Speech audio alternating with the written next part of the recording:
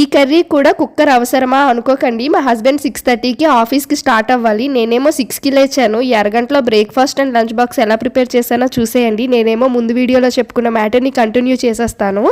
అయితే మా హస్బెండ్ కొత్త రూమ్ సెర్చింగ్ స్టార్ట్ చేశారు అని చెప్పాను కదా. సో ఫైనల్గా దగ్గరలోనే కామన్ రూమ్ అయితే దొరికింది.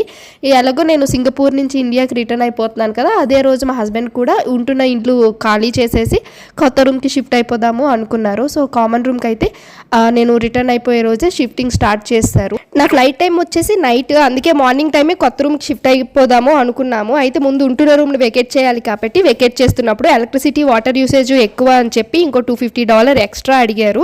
యాక్చువల్గా 2017లో మాస్టర్ బెడ్రూమ్ $1000కి తీసుకున్నాము ఇంక్లూడింగ్ యూటిలిటీస్. అయితే వారంకి ఒకసారి బట్టలు ఉతికేటప్పుడు వాటర్ బిల్ ఎలా ఎక్కువ వచ్చిందో నాకు అర్థం కాలేదు. మెయిన్ ఏంటంటే సింగపూర్లో కొంతమంది ల్యాండ్ లార్డ్స్ ఇలా ఏదో ఒక రీజన్ చెప్పి అడ్వాన్స్ డిడక్ట్ చేయాలి అని చూస్తారు. మాలా ఇది ఎవరైనా ఎక్స్పీరియన్స్ చేశారా? కామెంట్ చేయండి.